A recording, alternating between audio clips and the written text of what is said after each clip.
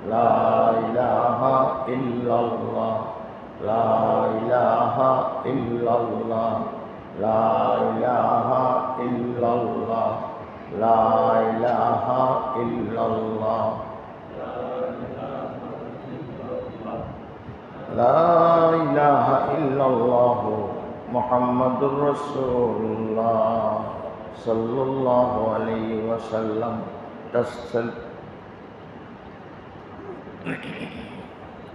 দোয়া করেন, আল্লাহুম্মা সাল্লি আলা সাইয়্যিদিনা